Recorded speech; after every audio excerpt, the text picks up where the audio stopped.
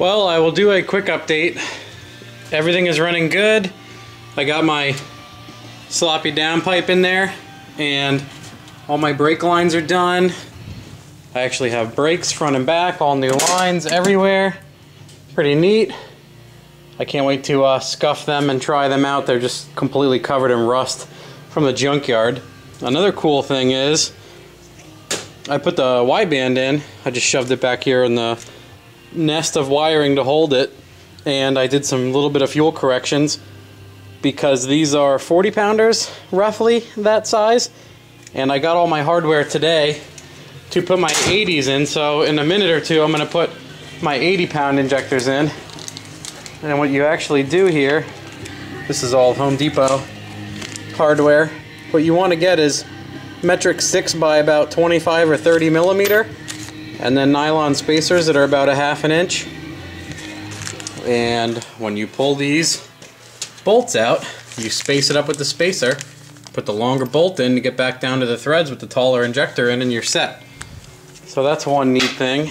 And then another cool thing, when I got my fuel cell from my friend, he gave me a quick disconnect steering wheel thing, which was pretty cool, but you had to make it fit somehow.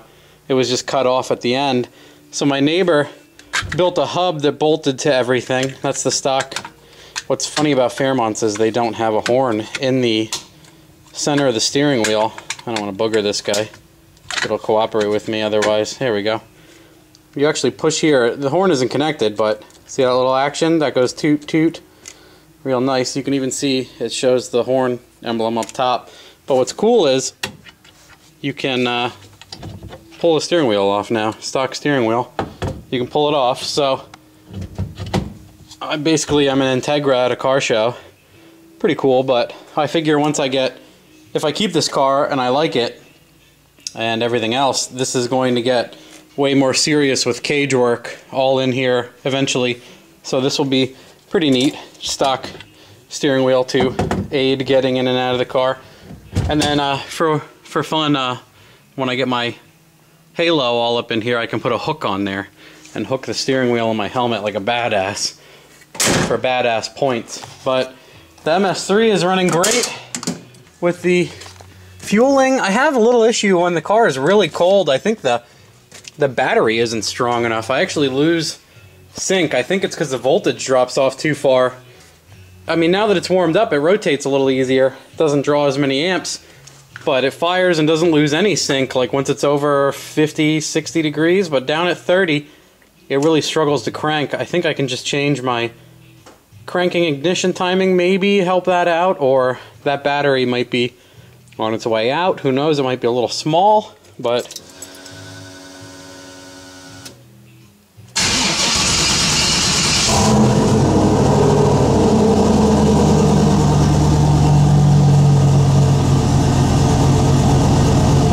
it did lose sync. You could see when it was cranking, the RPM dropped off.